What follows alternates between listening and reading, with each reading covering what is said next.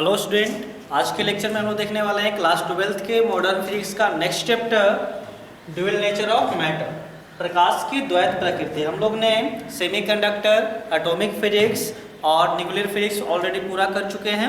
अब हम लोग देखेंगे ड्यूअल नेचर ऑफ मैटर। आज इसका पहला लेक्चर है, ये लेक्चर कंटिन्यू रहेगा। तो आज पहले लेक्चर में सबसे पहले हमको इसमें जानना जो है वो जानना है विकिरण का क्वांटम सिद्धांत। ठीक है, क्या हमको सबसे पहले इस चैप्टर में जानना है? इस चैप्टर में हम लोग जानेंगे विकिरण का क्वांटम सिद्धांत। विकिरण का क्वांटम सिद्धांत, जिसको हम लोग बोलते हैं क्वांटम थ्योरी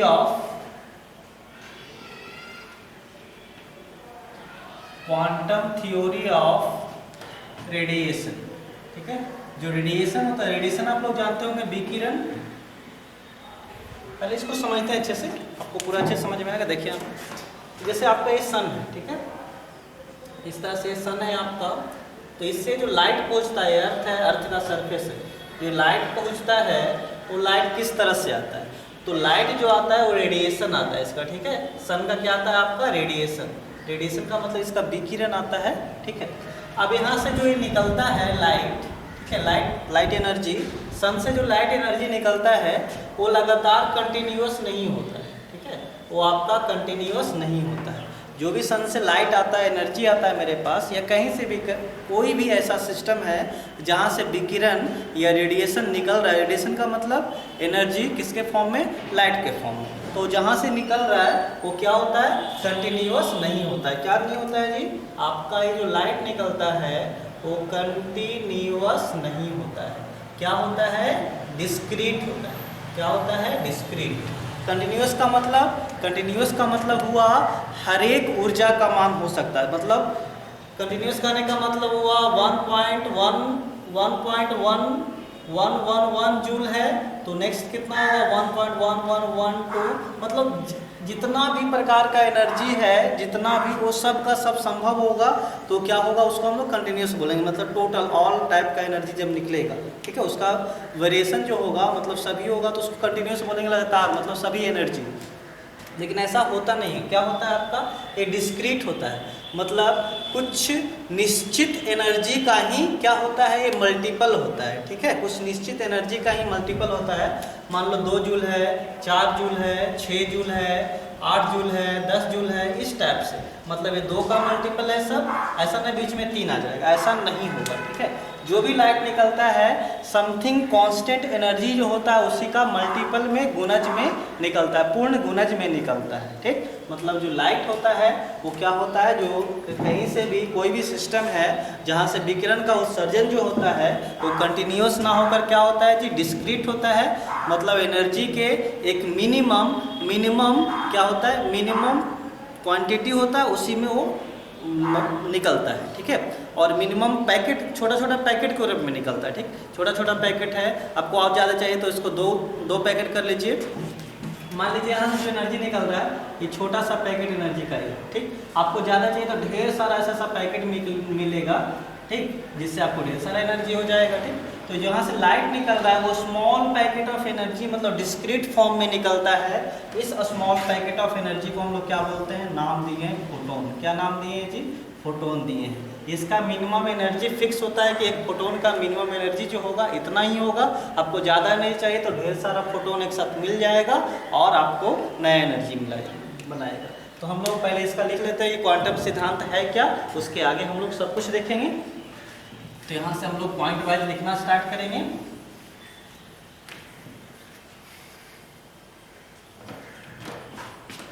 इसमें कहता है मैक्स प्लांक, साइंटिस्ट का नाम है क्या? Max Planck.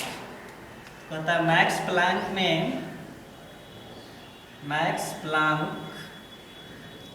साइंटिस्ट है। मैक्स प्लांक ने यह बताया था कि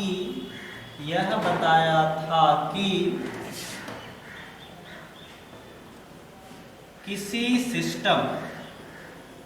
सिस्टम मतलब निकाय जिससे एनर्जी का मतलब ऊर्जा का अवशोषण दोनों हो सकता है, अवशोषण या उत्सर्जन दोनों हो सकता है। अवशोषण या उत्सर्जन कंटिन्यूअस नहीं होता है। कंटिन्यूअस का मतलब लगातार नहीं होता, मतलब सभी एनर्जी नहीं, कंटिन्यूअस ना होकर डिस्क्रीट होता है। क्या हो जाता है जी? डिस्क्रीट, मतलब कुछ टूटा हुआ, डिस्क्रीट होता है। अर्थात ऊर्जा एक स्मॉल पैकेट के रूप में होता है, जिसे क्या कहते हैं? जिसे फोटोन कहते हैं। ठीक, जिसे फोटोन कहते हैं। पहले इतना समझिए, कहता है मैक्स प्लैंक ने यह बताया था कि किसी सिस्टम जिससे ऊर्जा का अवशोषण या उत्सर्जन जो होता है, ऊर्जा का अवशोषण या उत्सर्जन कंटिन्यूअस ना होकर कैसा होता है? डिस्क्रीट होता है। अर्थात ऊर्जा जो है एक स्मॉल पैकेट, छोटा छोटा पैकेट के रूप में होता है, जिसे हम लोग क्या कहते हैं? फोटोन कहते हैं। ठीक है, जिसे हम लोग क्या कहते हैं जी? फोटोन कहते हैं। अब हम लोग यहाँ लिख लेंगे, कहता है अवशोषित, से लिख देंगे किसी निकाय, या पहले इसको ही पूरा कर देते हैं, जिसे फोटोन कहते हैं। आगे हम लिख देते हैं,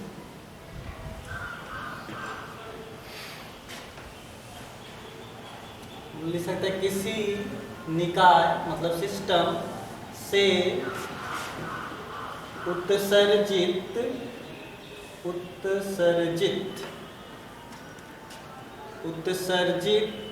या अवशोषित ऊर्जा का सभी मान संभव नहीं है। यह एक मिनिमम मतलब न्यूनतम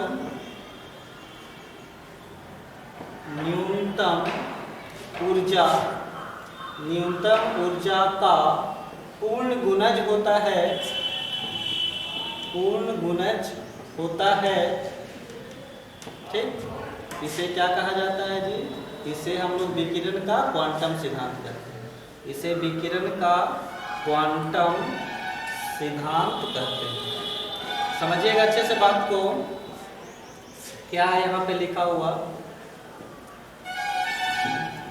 मैक्स प्लैंक ने क्या बताया कि कहीं भी कोई भी ऐसा निकाय है जिससे अगर ऊर्जा का अवशोषण या उत्सर्जन होता है जो कंटिन्यूअस नहीं होता, मतलब लगातार नहीं होता, मतलब सभी ऊर्जा या सभी जितना भी ऊर्जा है, मतलब ढेर सारा ऊर्जा एक ही साथ नहीं निकलेगा, एक ही साथ अवशोषित नहीं होगा, मतलब कंटिन्यूअस नहीं होता है। क्या होता है जी? डिस्क्रीट होता है। अर्थात छोटा छोटा पैकेट के रूप में या तो उत्सर्जित होता है या तो अवशोषित होता है। इसे हम लोग क्या कहते हैं? फोटोन नाम दिए। ठीक है, क्या नाम दिए? फोटोन।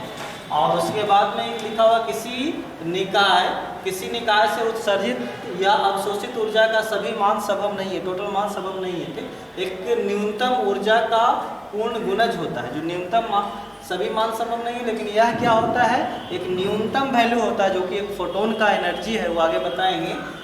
जो पूर्ण गुणज होता है उसी को हम लोग क्या कहते हैं? इसको ही हम लोग क्या कहते हैं? विकिरण का क्वांटम सिद्धांत कहते हैं। ठीक है, और उस न्यूनतम ऊर्जा को क्या बोलते हैं? एक क्वांटा बोलते हैं। ठीक, उस न्यूनतम ऊर्जा को क्या बोलते हैं? एक क्वांटम बोलते हैं या क्वांटा बोलते हैं। ठीक, अब यहाँ पे देखिए,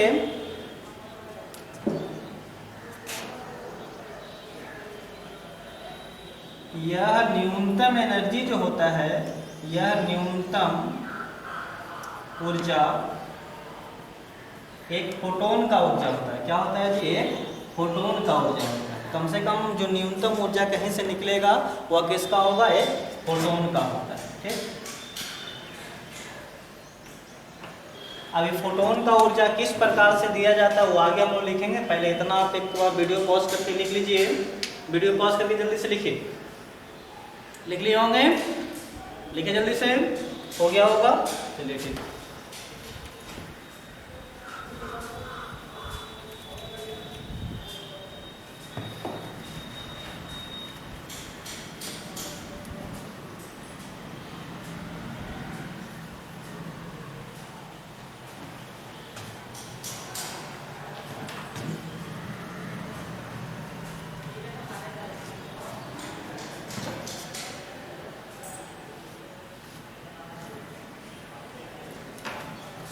चलो ठीक है, अब हम लोग देखते हैं जो हम लोग क्या अभी तक देखे कि कोई भी जहाँ सोर्स है, जहाँ सिस्टम है, जहाँ से एनर्जी निकलता है या अवशोषित होता है वो डिस्क्रीट होता है, कंटिन्यूस नहीं होता है। और जो उसका स्मॉल वैल्यू जो है एक फोटोन का एनर्जी होता है, उसी का पूर्णांक गुना, उससे गुना करते जाइए आप, उसका क्या हो जाएगा, आपकी एनर्जी निकलते जाएगा। ठीक है, अभी और आगे बताएंगे।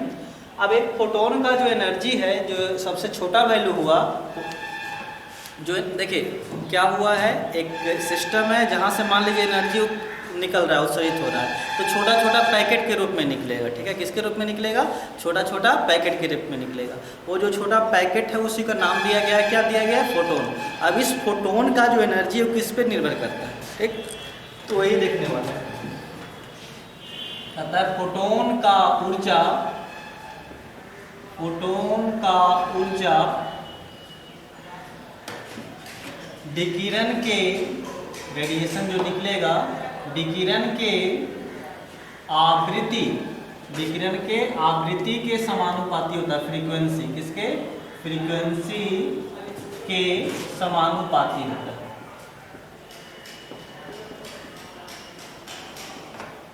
कहता है कि फोटोन का ऊर्जा विकिरण के आवृत्ति फ्रीक्वेंसी के समानुपाती होता है।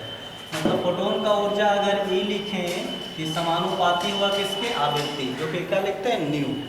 और इस कांस्टेंट को तोड़ेंगे तो कांस्टेंट के तोड़ने पर एक, सॉरी इस प्रोपोर्शनल को तोड़ने पर एक कांस्टेंट आता है जिसको क्या लिखते हैं, H।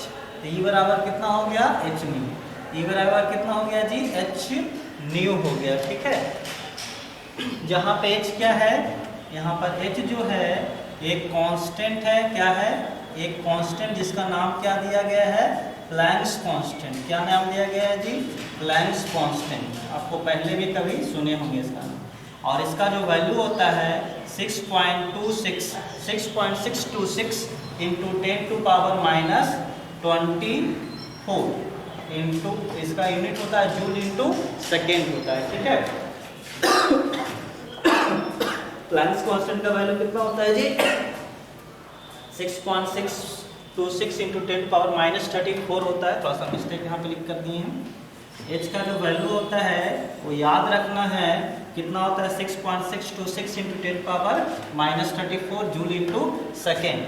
अब इसका यूनिट और डायमेंशन भी पूछता है, किसका, H का। तो देख लेते हैं, unit and dimension of H। तो H का यूनिट एंड डायमेंशन देखिए, तो E बराबर हम लोग क्या जानते हैं, E बराबर जानते हैं H न्यू। ठीक है, यहाँ से हम लोग H निकालेंगे तो E बटा कितना आ जाएगा, न्यू आ जाएगा। ठीक है, अब देखो E है एनर्जी, एनर्जी जो एनर्जी का डायमेंशन क्या होता है, या एनर्जी का अगर हम लोग लिखें, यूनिट लिखे तो कितना लिखेंगे, जूल। और न्यू का क्या होता है, न्यू आवृत्ति है, हर्ट्ज होता है, हर्ट्ज को क्या लिखते हैं, 1/सेकेंड। ये ऊपर जाएगा तो कितना हो जाएगा, जूल इंटू सेकेंड। H का यूनिट का यूनिट क्या हो गया जी, जूल इंटू सेकेंड, जो कि यहाँ पे लिखा हुआ है। और इसका डायमेंशन कितना हो जाएगा, तो डायमेंशन देखिएगा, तो डायमेंशन H बराबर कितना है, E बटा न्यू है। क्या है जी, E बटा न्यू है। अब देखो यहाँ पर E का मतलब एनर्जी का जो डायमेंशन होता है वही वर्क का होता है। वर्क का कितना होता है, ml²T-2। और न्यू का कितना, न्यू का हो गया हर्ज, हर्ज होता है 1/टाइम, यानी 1/T। T ऊपर मल्टीप्लाई हो जाएगा तो हो जाएगा ml²T-2 और ये T से और गुना हो जाएगा। यानी H का डायमेंशन कितना हो गया, ml²T-1 कितना हो जाएगा जी, ml²T-1 हो गया। तो ये हो गया यूनिट और ये हो गया डायमेंशन। अब चूंकि देखिएगा आवृत्ति जो होता है न्यू, वो क्या होता है, आवृत्ति इक्वल टू होता है, यहाँ लिख देते हैं, आवृत्ति इक्वल टू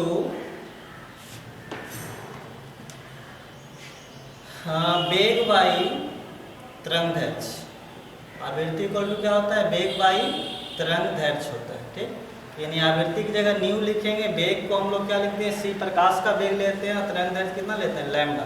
तो nu equal to c by क्या होता है? लैम्डा होता है। ठीक, अगर इसको हम इसमें रख दें तो ई का फार्मूला कितना बन जाएगा वो देख लीजिएगा। इसलिए ई बराबर फोटोन का एनर्जी जो है वो कितना हो जाएगा? H into new. क्या है? H new.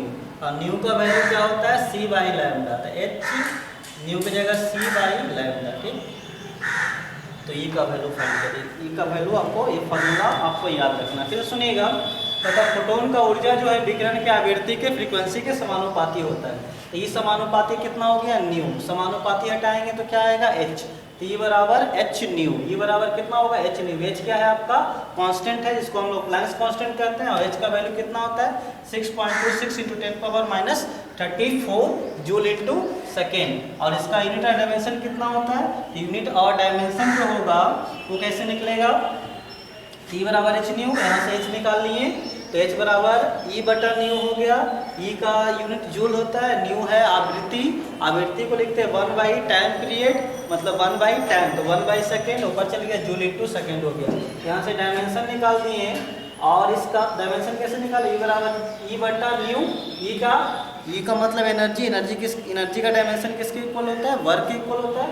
तो वर्क का कितना हो गया? ml² t-2 by new. क्या है आपका? आवृत्ति है। तो आवृत्ति कितना होगा? 1 टाइम, तो 1/t, t ऊपर चल गया तो कितना हो गया? h बराबर हो गया ml² t-2। आवृत्ति जो होता है वेग बटा क्या होता है? तरंग दैर्घ्य।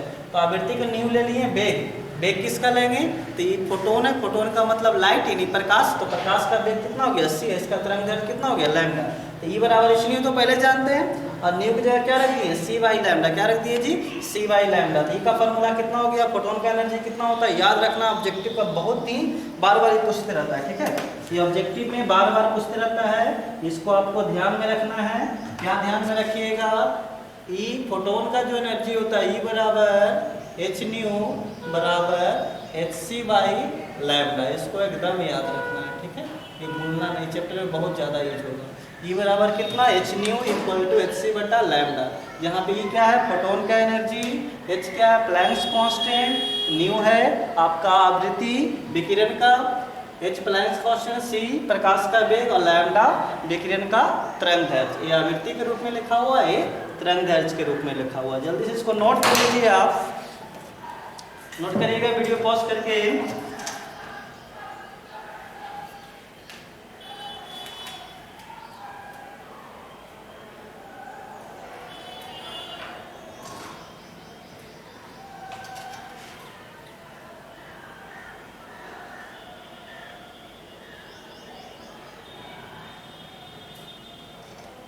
चलिए, हो गया होगा।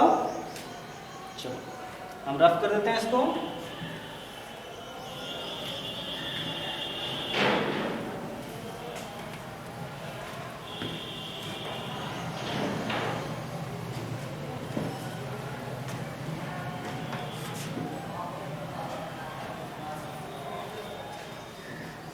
तो फोटोन की संख्या निकालना रहेगा, तो कैसे निकालिएगा?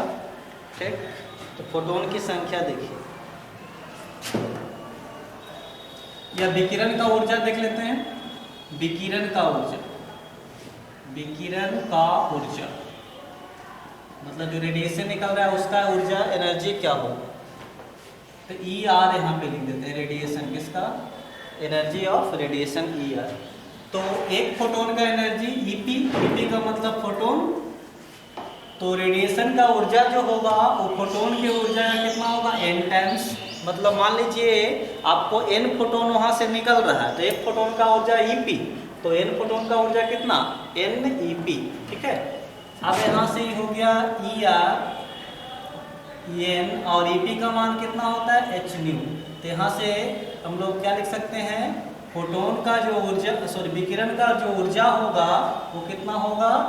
NH न्यू, NH न्यू, जहाँ पे H प्लैंक्स कांस्टेंट, न्यू आवृत्ति रेडिएशन है, और N क्या है? फोटोन की संख्या। N क्या है आपका? फोटोन की संख्या। n क्या है जी? फोटोन की संख्या। ठीक, h क्या है आपका? प्लैंक्स कांस्टेंट जानते हैं, प्लैंक्स कांस्टेंट। और आपका न्यू क्या है? फ्रीक्वेंसी। क्या है आपका? फ्रीक्वेंसी। ठीक है, यानी विकिरण का ऊर्जा जो होगा n h new, h new होगा एक फोटोन का ऊर्जा। अब विकिरण का ऊर्जा n से गुना हो जाएगा, जितना ज़्यादा फोटोन रहेगा विकिरण का ऊर्जा उतना ही क्या हो जाएगा? ज़्यादा हो जाएगा। अगर यहाँ से आपको फोटोन की संख्या पूछ दे निकालने के लिए, फोटोन की संख्या, तो क्या कर देंगे? देखो फोटोन की संख्या कैसे? n निकालना तो h न्यू से भाग हो जाएगा, मतलब ER बटा कितना हो जाएगा? h new. n निकालना है, फोटोन की संख्या किससे लिखेंगे? n से, तो n कैसे निकलेगा? h न्यू से भाग पड़ जाएगा, तो ER बटा कितना हो जाएगा? h new. जहाँ ER क्या है जी? एनर्जी है किसका? एनर्जी ऑफ रेडिएशन, मतलब टोटल एनर्जी हो गया। एनर्जी ऑफ रेडिएशन कर सकते हैं या टोटल एनर्जी कर सकते हैं। क्या कर सकते हैं जी? टोटल एनर्जी, जितना एनर्जी निकला हो बटा h न्यू क्या है? एक फोटोन की ऊर्जा। क्या? एक फोटोन का ऊर्जा, या energy of one photon, English में लिख देते हैं energy of one photon. Total energy को एनर्जी ऑफ वन फोटोन से भाग दे देंगे तो क्या हो जाएगा? फोटोन की संख्या निकल जाएगी, जो कि क्या होगा? ER बटा h न्यू होगा। ठीक है, इसको ध्यान में रखिएगा। तो कभी कभी ऑब्जेक्टिव में पूछ देता है, बोलेगा इतना एनर्जी के लिए कितना फोटोन की आवश्यकता है, तो टोटल एनर्जी को एक फोटोन की एनर्जी से भाग दीजिएगा तो नंबर ऑफ फोटोन निकल जाता है आपका। ठीक है, जल्दी से वीडियो को नोट करिए, इसको हो गया होगा नोट, नोट करिएगा।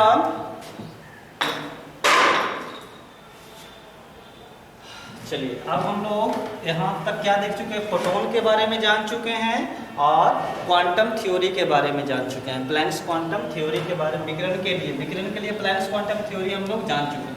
ठीक है, जो कि फोटोन का एनर्जी से ही रिलेटेड है। अब हम लोग चलेंगे ड्यूल नेचर क्या होता है। तो ड्यूल नेचर क्या है उसको समझेंगे। तो ड्यूल नेचर क्या होता है? चैप्टर का ऊपर में देखे होंगे द्वैत प्रकृति, ड्यूल नेचर ऑफ मैटर, मतलब कोई मैटर है, कोई पदार्थ है, उसमें दो तरह का नेचर होता है। जैसे लाइट में भी दो तरह का नेचर होता है, एक होता है आपको पार्टिकल नेचर और एक होता है वेव नेचर। देखिएगा यहाँ पर जो लाइट होता है उसमें दो तरह का नेचर होता है, एक तो पार्टिकल नेचर होता है। क्या होता है जी? Particle nature. और दूसरा होता है वेव नेचर। पार्टिकल का मतलब कण और वेव का मतलब तरंग।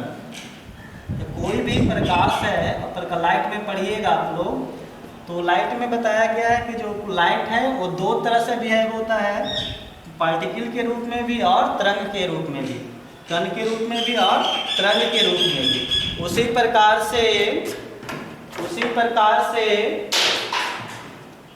प्रकार से जो मैटर है आपका, मैटर का मतलब पदार्थ हो गया, कोई भी पदार्थ है, ये भी दो तरह से बिहेव करता है। ये भी पार्टिकल के रूप में बिहेव करेगा और ये भी वेव के रूप में बिहेव करेगा, मतलब इसका भी दो नेचर होगा, एक पार्टिकल नेचर होगा और एक वेव नेचर होगा। ठीक है, पार्टिकल नेचर कब शो करेगा? जब इसका मास क्या होगा? ज़्यादा होगा। और वेव नेचर शो कब करेगा? जब इसका मास जो होगा बहुत कम होगा। ठीक, पार्टिकल नेचर के लिए मास ज़्यादा होना चाहिए और वेलोसिटी कम होना चाहिए, और वेव नेचर के लिए मास बहुत कम होना चाहिए और वेलोसिटी बहुत ज़्यादा होना चाहिए, लाइट के इक्वल, लाइट के आसपास होना चाहिए। तभी क्या होगा? वेव नेचर ज़्यादा दिखेगा और पार्टिकल नेचर इधर ज़्यादा दिखेगा। फिर से समझिएगा, कोई भी मैटर जो है, पदार्थ जो है, वो पार्टिकल नेचर भी शो करता है और वेव नेचर भी शो करता है। पार्टिकल नेचर कब शो करेगा? मास ज़्यादा रहेगा। जैसे ये देखो, ये पार्टिकल आपको दिख रहा हो, ऐसे फेंकेंगे तब ये दिखेगा पार्टिकल के रूप में जा रहा है, वस्तु के रूप में, पदार्थ के रूप में ये जा रहा है। ठीक है, क्योंकि इसका मास क्या है? ज़्यादा है, और हम इसको वेलोसिटी कितना दे पाएंगे? बहुत कम ही वेलोसिटी दे पाएंगे।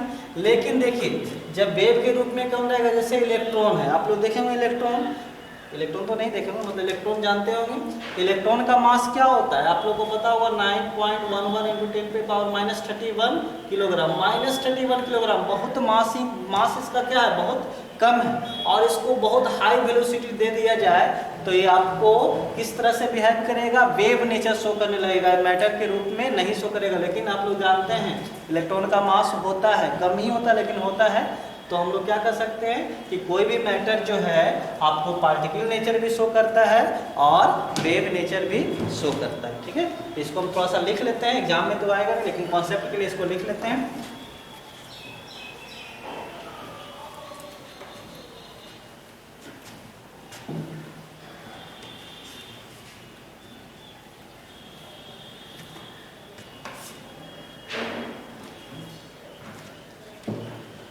देखिए लिख रहे हैं, चैप्टर का नाम जो शुरू था वही द्वैत प्रकृति, पदार्थ की द्वैत प्रकृति,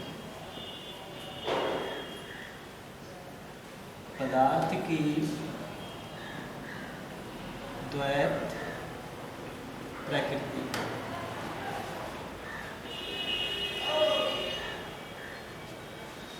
ड्यूअल नेचर ऑफ मैटर, ये क्या है तो लिख लेते हैं। अभी जो समझा रहे थे वही चीज लिखेंगे हम लोग। कहता है जिस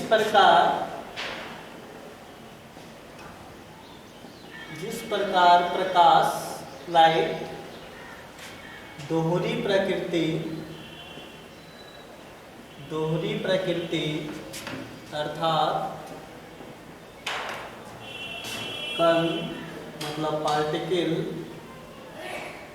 तथा तरंग मतलब वेव, दोहरी प्रकृति अर्थात इतना इतना दिखाता है, फिर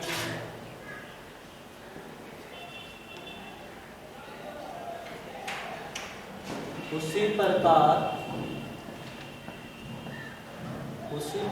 पदार्थ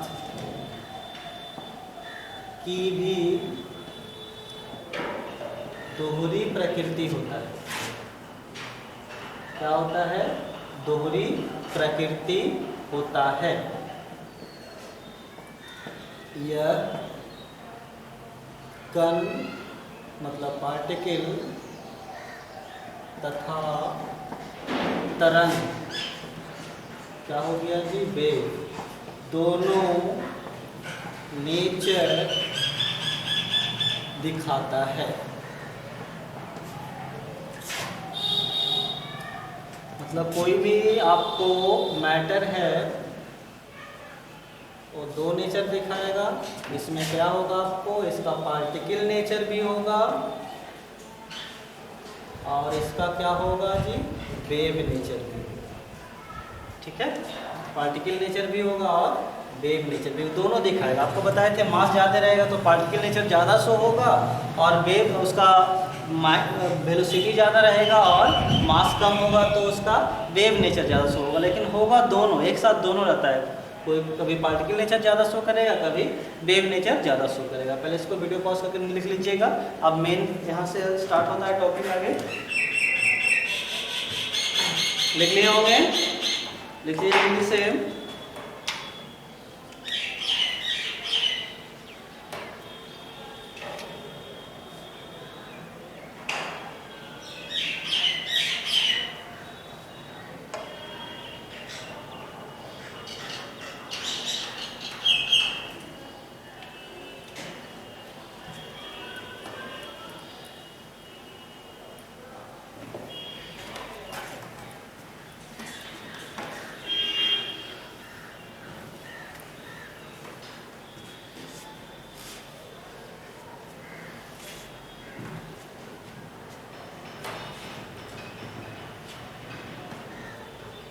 हम लोग देखेंगे डी ब्रॉगली मैटर वेव देखेंगे। मैटर वेव क्या होता है, या इसी का एक नाम और है डी ब्रॉगली वेव। ठीक है, क्या नाम है, डी ब्रॉगली वेव क्या होता है। ठीक है, de Broglie wave, matter wave, या इसी को क्या बोलते हैं, डी ब्रॉगली वेव।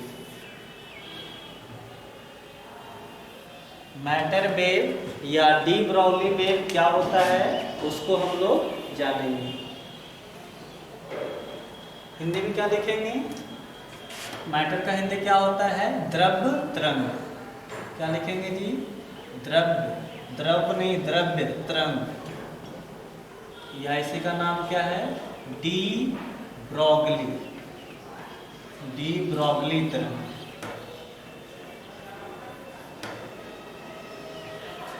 समझेंगे इसको अच्छे से। तो कहता है कोई भी मैटर, कोई भी आपको मैटर मतलब पदार्थ, द्रव्य, कण, जिसको मैटर पार्टिकल बोलेंगे, क्या कहेगा आपको? जिसका मास बहुत कम है, अगर बहुत हाई स्पीड से गति करेगा, बहुत उच्च वेग से गति करेगा, तो उसके साथ एक तरंग एसोसिएट होता है, उसके साथ एक तरंग उत्पन्न होता है। उसी को हम लोग क्या कहते हैं? मैटर वेव या डी ब्रॉगली वेव। तो उसी को लिखते हैं, कहता है जब कोई द्रव्य कण, जब कोई द्रव्य कण, हिंदी में क्या लिखेंगे? द्रव्य कण को मैटर पार्टिकल,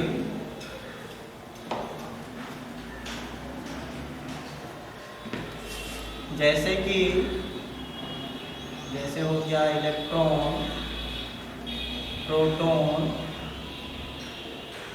etc, गतिशील होता है या गतिमान होता है या गति करता है, गतिमान होता है, तो उसके साथ एक तरंग उत्पन्न होता है, उसके साथ एक तरंग उत्पन्न होता है, अर्थात यह तरंग नेचर, तरंग गुण प्रदर्शित करता है, प्रदर्शित करता है, प्रदर्शित करता है, जिसे हम लोग क्या कहते हैं? मैटर वेव, द्रव्य तरंग कहते हैं या डी ब्रॉगली तरंग, जिसे हम लोग क्या कहेंगे जी? द्रव्य तरंग या डी ब्रॉगली तरंग, द्रव्य तरंग या डी ब्रॉगली तरंग कहा जाता है।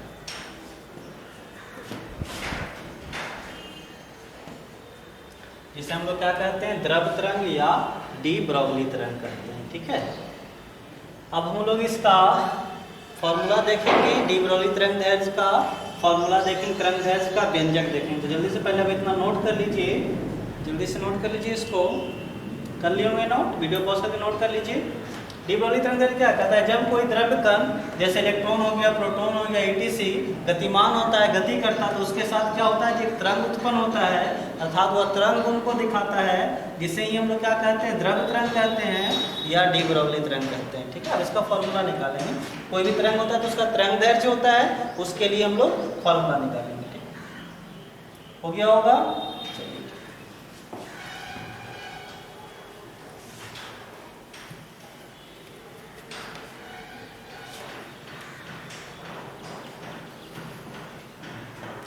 तो देखिए,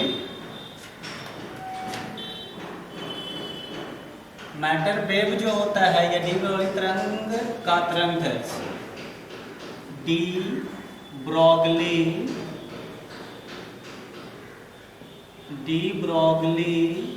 तरंग का तरंग दैर्ध्य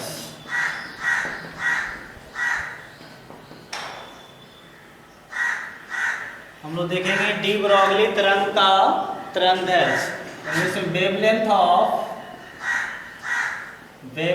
ऑफ डी ब्रॉगली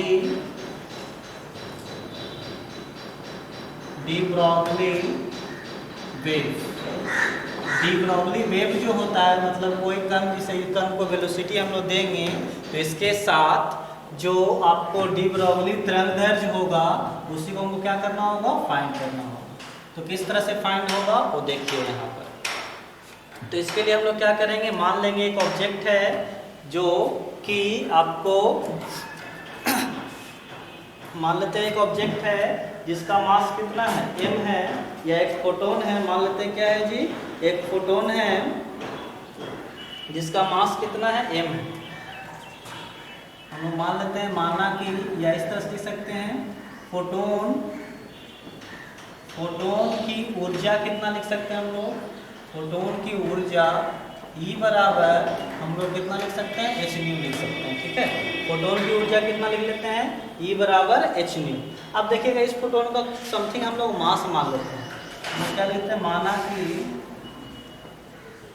फोटोन का द्रव्यमान, फोटोन का द्रव्यमान कितना मान लेते हैं, फोटोन का द्रव्यमान मान लेते हैं m है।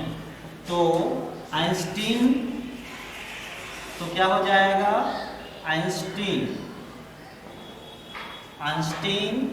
मास एनर्जी रिलेशन के अनुसार क्या हो जाएगा, आइंस्टीन के मास एनर्जी इक्विवेलेंट के अनुसार क्या होगा, आपको पता होगा। देखिए एक फोटोन है, फोटोन की ऊर्जा E बराबर कितना हो गया, h न्यू हो गया। और मान लेते हैं इस फोटोन का द्रव्यमान कितना m है। तो आइंस्टीन जो मास एनर्जी इक्विवेलेंट पढ़ाया था आपको, अब हम पढ़ाए हैं इसमें न्यूक्लियर फिजिक्स में, उसके अनुसार E बराबर कितना होता है, mc स्क्वायर। E बराबर कितना होता है जी, mc स्क्वायर। ये देखो ये फोटोन की ऊर्जा है और एक इसका है, ये भी फोटोन का ऊर्जा है, लेकिन किसके रूप में है, ये आपको मास एनर्जी को, दोनों को बराबर कर दीजिए, इसलिए क्या हो जाएगा, h न्यू बराबर mc स्क्वायर। h न्यू बराबर कितना हो जाएगा, mc स्क्वायर। आगे देखते हैं, ये न्यू को क्या लिखते हैं, तो न्यू को लिखते हैं c बटा लैम्डा। तो न्यू की जगह हो गया c by lambda equal to कितना हो गया, ये mc स्क्वायर। ये c से ये c कट गया, तो देखिए कितना बच गया, ये बच गया आपको h by lambda equal to m into c. यहाँ से लैम्डा आप निकाल सकते हैं, लैम्डा को इधर, mc को इधर, तो इसलिए क्या हो जाएगा, लैम्डा इधर जाएगा, तो लैम्डा इक्वल टू लैम्डा इधर और ये इधर, तो h बटा कितना हो जाएगा, m इंटू सी हो जाएगा। h बराबर कितना हो जाएगा जी, सॉरी लैम्डा बराबर कितना हो जाएगा, h बटे m इंटू सी। m इंटू सी ये मास है और ये क्या उसका वेग, यानी मास इंटू क्या हो गया, वेलोसिटी। मास इंटू वेलोसिटी क्या बोलते हैं, मोमेंटम। क्या बोलते हैं जी, मोमेंटम, संवेग। क्या बोलते हैं इसको, संवेग। तो मान लेते हैं संवेग कितना है, p। ठीक है, तो यहाँ से लैम्डा बराबर कितना हो जाएगा, h बटा मास गुने वेग, द्रव्यमान गुना वेग संवेग, संवेग कितना लिखते हैं, p। तो लैम्डा बराबर कितना हो जाएगा, h बटा p हो जाएगा। ठीक है, हम लोग मान लेते हैं, माना कि, या हम लोग कह सकते हैं, यदि द्रव तरंग का, यदि द्रव कण का, किसका, द्रव कण का वेग, द्रव कण का वेग कितना हो, v हो, द्रव के कण का वेग v हो, तो द्रव कण का वेग कितना हो, v हो, तो क्या हो जाएगा, संवेग जो होगा m इंटू कितना होगा, v होगा। ठीक, इसलिए लैम्डा बराबर कितना हो जाएगा, लैम्डा बराबर h बटा p, और p की जगह अगर वेग v रहेगा तो कितना लिखेंगे, m इंटू v लिखेंगे। ठीक है, यानी यहाँ से हम लोग कह सकते हैं डी ब्रोगली वेवलेंथ जो उत्पन्न होता है, वेवलेंथ जो क्या होगा, जैसे कोई कण है तो यहाँ इसको फेंके तो इसके साथ जो तरंग उत्पन्न होगा उसका तरंग का फॉर्मूला कितना आ गया, lambda equal to h by p. Lambda equal to कितना जी, h बाई पी। ठीक, p को कितना लिख सकते हैं, m इंटू वी लिख सकते हैं। p को कितना लिख सकते हैं, m इंटू वी लिख सकते हैं। ठीक है, अब देखिए अगर मास ज़्यादा रहेगा, सुनिए, अगर मास क्या रहे, ज़्यादा रहेगा तो लैम्डा क्या होगा, कम होगा। ठीक है, ऐसे ऑटोमेटिक पता चल रहा होगा आपको। ठीक, इसलिए मास क्या होना चाहिए, बहुत कम होना चाहिए। ठीक है, तो लैम्डा इक्वल टू कितना हो गया, h बटा m इंटू वी हो गया। ये डी ब्रोगली वेवलेंथ है, मतलब डी ब्रोगली जो तरंग होता है, मैटर वेव जो होता है, उसका तरंग निकालने का फॉर्मूला कितना है, लैम्डा इक्वल टू h बटा p या h बटा m इंटू वी लिखेंगे। ठीक है, तो ये आपका फार्मूला निकल के आया, इसको आप अच्छे से ध्यान में रखिएगा।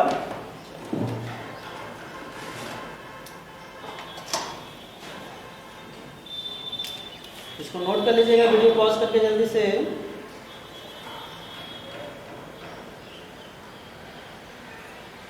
एक और थोड़ा सा टॉपिक देख लेते हैं। इलेक्ट्रॉन का वेलोसिटी देख लेते हैं। अगर इलेक्ट्रॉन को हम लोग क्या करेंगे, पोटेंशियल देंगे, डी पोटेंशियल देंगे, तो पोटेंशियल देने से क्या होगा, हो गया होगा, नोट कर लिए होंगे। टोटल जब थ्योरी पूरा हो जाएगा तो उसके बाद अंतिम में हम लोग इसका क्वेश्चन करवाएंगे, ठीक है। पहले इसको पूरा हो जाने दीजिए, उसके बाद हम लोग क्वेश्चन करवाएंगे। हो गया होगा।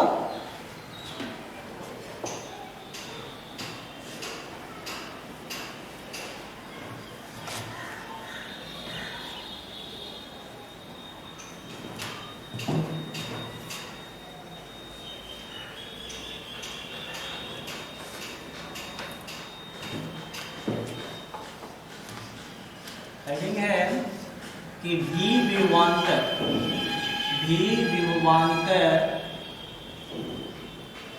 से आरोपित इलेक्ट्रॉन,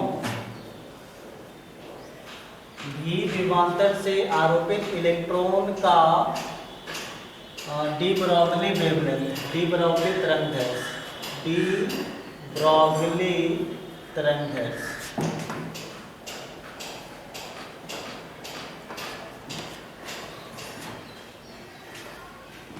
डी ब्रॉगली इंग्लिश में लिख देते हैं, de Broglie wavelength of electron having potential V। देखो क्या किए यहाँ पर,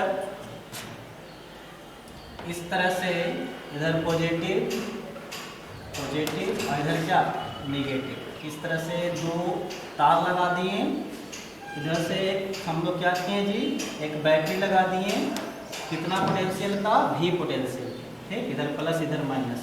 यहाँ पे बीच में क्या है आपका, यहाँ पे बीच में इलेक्ट्रॉन है मान लो, ठीक है, क्या है आपका इलेक्ट्रॉन है, जिसका चार्ज क्या होता है, माइनस चार्ज होता है, इसका चार्ज क्या हुआ, माइनस हुआ। अब देखिए इधर प्लस इधर माइनस, तो इलेक्ट्रिक फील्ड किधर की ओर होगा, इलेक्ट्रिक फील्ड इधर की ओर जनरेट होगा। अब इलेक्ट्रिक फील्ड इधर भी जनरेट होगा तो इस पे क्या लगेगा, फोर्स लगेगा, इस पे क्या लगेगा, फोर्स। तो फोर्स लगने के कारण नेगेटिव चार्ज पे अपोजिट एक्सिस में लगता है, तो इधर की ओर फोर्स लगेगा, तो फोर्स लगने के कारण इसमें कितना वेग उत्पन्न होगा, भी वेग उत्पन्न होगा। कितना वेग उत्पन्न होगा जी, भी वेग उत्पन्न होगा, ठीक। वेग को हम लोग स्मॉल में लिखे हैं और इसको पोटेंशियल को हम लोग कितना लिखे हैं, भी में लिखे हैं, ठीक है। तो हम लोग क्या लिख देते हैं यहाँ पर, इसको कन्वर्ट अगर हम लोग अच्छे से करें तो क्या लिख सकते हैं, हम लोग लिखते हैं माना कि एक इलेक्ट्रॉन पर भी विभव आरोपित किया गया है। क्या किया गया है, भी विभव आरोपित किया गया है, जिसके कारण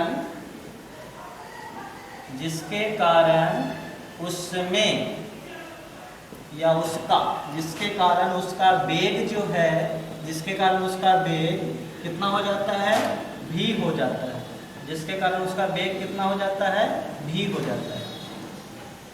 अब देखो के निकाल लेते हैं, काइनेटिक एनर्जी किसका, इलेक्ट्रॉन का, गतिज ऊर्जा, इलेक्ट्रॉन का क्या निकालनी है, गतिज ऊर्जा। हिंदी में लिख देते हैं इलेक्ट्रॉन का गतिज ऊर्जा, क्या लिख दिए जी, इलेक्ट्रॉन का गतिज ऊर्जा क्या हो जाएगा, वो बताइए। इलेक्ट्रॉन का गतिज ऊर्जा जो हो जाएगा के ई, खाली के ई लिखते हैं, वो half into m into v square होगा। हाफ एम वी स्क्वायर गतिज ऊर्जा होता है। अब देखिए ये जो गतिज ऊर्जा उत्पन्न हुआ किसके कारण हुआ होगा, इस पे आरोपित फोर्स के कारण, ये फोर्स के कारण, ये फोर्स जो है, फोर्स लगाए हैं तो यहाँ पे क्या होगा, वर्क होगा, कार्य किया गया होगा किसके द्वारा, सेल के द्वारा।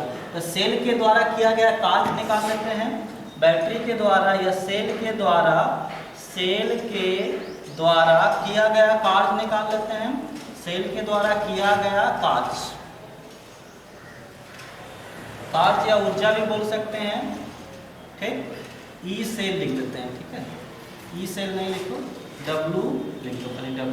तो कितना होगा, तो आप या ऊर्जा, कार्य या ऊर्जा लिख सकते हो। सेल के द्वारा किया गया कार्य या ऊर्जा दोनों एक ही हैं, कार्य ऊर्जा के रूप में कन्वर्ट हो जाता है, जो कि हम लोग इसको क्या लिखते हैं, E लिख देते हैं।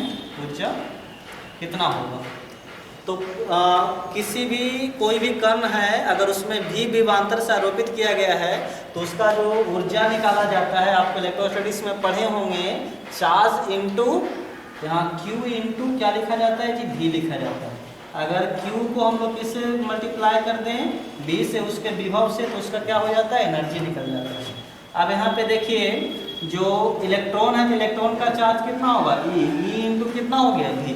अब ये दोनों क्या हो जाएगा, इक्वल हो जाएगा। क्या हो जाएगा, दोनों इक्वल, क्योंकि बैटरी कितना द्वारा चार्ज किया गया, इसी चार्ज के कारण इसमें गतिज ऊर्जा कितना आया, 12 mv²। ये दोनों को इक्वल कर दो, इसलिए कितना हो जाएगा, KE बराबर कितना हो जाएगा, E हो जाएगा, दोनों बराबर हो जाएगा, यानी 12 mv² बराबर EV हो जाएगा। ठीक है, दो को मल्टीप्लाई कर दो, दो को इधर ले जाओ, दोनों साइड m से मल्टीप्लाई करो, तो mv² बराबर 2EV। इधर भी m से मल्टीप्लाई करो, इधर भी m से मल्टीप्लाई करो। ठीक, तो करते हैं तो क्या होता है वो देखते हैं। यहाँ पे कर रहे हैं, इधर m से मल्टीप्लाई करिएगा तो m² v² हो जाएगा, इधर 2MEV हो जाएगा। ठीक है, 2MEV हो जाएगा, दोनों साइड इधर भी m से कर दे तो m² हो गया, इधर m नहीं था तो m आ गया। ये दोनों पे स्क्वायर है, ये दोनों पे स्क्वायर होगा, यानी m इंटू v का क्या हो गया, होल स्क्वायर, इधर क्या हो गया, 2MEV हो गया। ठीक, इधर स्क्वायर इधर जाएगा, किस में जाएगा, रूट में जाएगा, किस में जाएगा जी, रूट में जाएगा। तो यहाँ से क्या हो जाएगा, mv बराबर कितना हो जाएगा, अंडर रूट 2MEV, क्या हो जाएगा, 2MEV। इसी को क्या बोलते हैं हम लोग, m इंटू v को संवेग बोलते हैं, तो m का मान कितना आ गया, 2MEV। इसलिए हमको लैम्डा चाहिए, तो लैम्डा बराबर h बटा कितना होता है, p होता है, ये हो गया h बटा अंडर रूट 2MEV। चलो अब देखो, h कांस्टेंट है, 2 कांस्टेंट है, m कांस्टेंट है, ये कांस्टेंट, सबका मान रख दो कांस्टेंट का। h का मान होता है 6.626 इंटू 10⁻34, और यहाँ पर कितना हो गया 2, m का मान 9.11 इंटू 10⁻34, और e का मान हो जाता है 1.6 इंटू 10⁻19, और भी रह जाएगा वैसे ही, e का मान तो हम लोग जानते नहीं हैं। अब इसको क्या करना है, इसको जब कैलकुलेट करिएगा तो लैम्डा का जो वैल्यू आएगा आपको आएगा 12.27, कितना आएगा, सबको ये सबको कैलकुलेट करिएगा, भाग दीजिएगा, तो 12.27 बाई अंडर रूट क्या आएगा, v आएगा, क्या आएगा जी, 12.27 बाई अंडर रूट v। ठीक, इनटू आएगा 10⁻−10, इतना किस में आएगा, मीटर में। जब इसको आप किस में करिएगा, 10⁻−10 को हटाइएगा तो कितना हो जाएगा, एंगस्ट्रम हो जाएगा। क्या हो जाएगा, एंगस्ट्रम। इसको आप लैम्डा को अगर v वोल्ट से आप लोग क्या करिएगा, v वोल्ट अगर हम लोग इलेक्ट्रॉन पर क्या करेंगे, लगाएंगे, इलेक्ट्रॉन पर कितना पोटेंशियल लगाएंगे जी, v, तो उसका कितना आएगा, वेवलेंथ आएगा 12.27 बाई अंडर रूट v, और क्या आएगा, एंगस्ट्रम आएगा। क्या आएगा आपका, एंगस्ट्रम आएगा। ठीक है, तो लैम्डा इलेक्ट्रॉन कितना आ गया, 12.27 बाई अंडर रूट v। ठीक है, इलेक्ट्रॉन का जो वेवलेंथ होगा वो कितना होगा, 12.27 बाई अंडर रूट v। जैसे पूछ देगा अगर इलेक्ट्रॉन पर 4 वोल्ट का विभव आरोपित करेंगे तो उसके साथ जो आपको तरंग दैर्घ्य, उसके साथ जो तरंग उत्पन्न होगा उसका तरंग दैर्घ्य कितना होगा, तो v की जगह 4 वोल्ट, 4 का वर्गमूल 2 से इसमें भाग दे देंगे, आ जाएगा उतना। ठीक है, आप इसके तरह से आप लोग बना सकते हैं। जितना आज पढ़ा है उस पर अगला लेक्चर में हम लोग क्वेश्चन करवा देंगे, जितना कि आज हम लोग जितना बताए हैं। क्या क्या आज बताए हैं, तो आज बताए हैं रेडिएशन के लिए क्वांटम थ्योरी, उसके बाद फोटोन, उसके बाद आपको ड्यूअल नेचर क्या होता है, उसके बाद आपको बताएं डी ब्रोगली वेवलेंथ बताएं, उसके बाद इलेक्ट्रॉन का हम लोग वेवलेंथ बताएं। ठीक, इसको अच्छे से आप लिख लीजिए। अगले लेक्चर में जितना आज बताएं उस पर क्या करवा देंगे, आपको क्वेश्चन करवा दिया जाएगा। आप पढ़ते रहें, बाकी मिलते हैं अगले लेक्चर में। Thank you.